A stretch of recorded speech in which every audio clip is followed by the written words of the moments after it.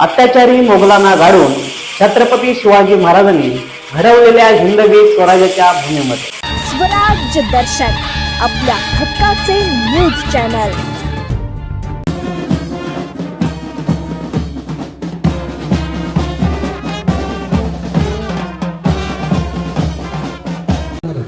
त्या साऱ्यांचं अभिवादन स्वीकारत आहेत आणि नजरेच्या माध्यमातून का होईल।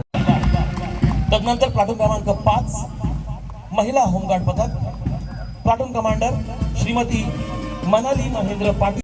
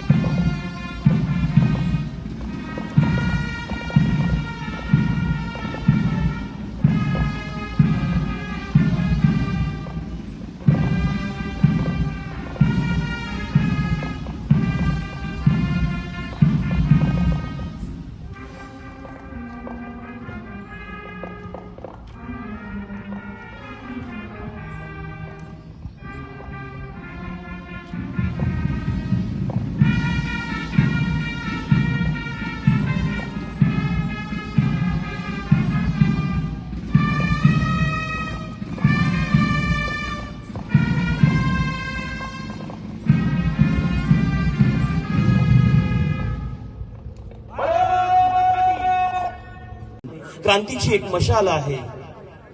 माझा भारत देश जगात खरोखरच विशाल आहे, खरोखरच विशाल आहे ना। कोणी सेवेसाठी पोलीस पदकाने सन्मानित करण्यात आले आहे, त्याबद्दल सन्माननीय मंत्री महोदयांच्या शुभ।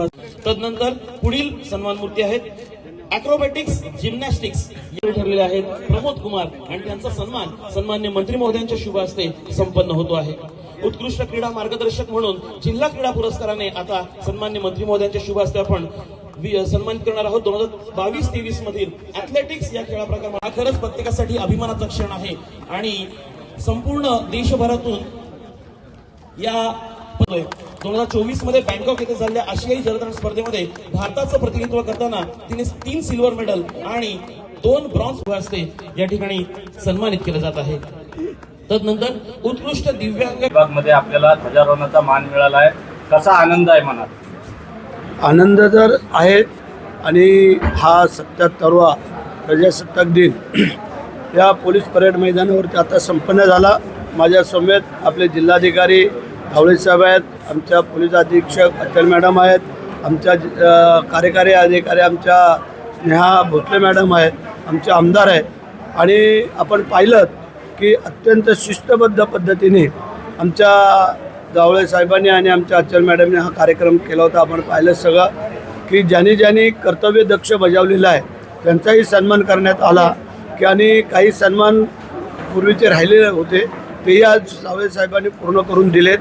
आणि आपल्याला सर्वांना कल्पना आहे की आपला हा प्रजासत्ताक दिन संपूर्ण देशभर मोठ्या उत्साहाच्या वातावरणामध्ये संपन्न होत असताना की यावेळेला या रायगड जिल्ह्यामध्ये जो आम्हाला हे पहिल्याच वर्ष जो सन्मान मिळाला त्याबद्दल मुख्यमंत्री उपमुख्यमंत्री यांनी जी जबाबदारी दिली ती मी आज माझी पार पाडलेली आहे आणि जी जबाबदारी ती आम्ही पार पाडू।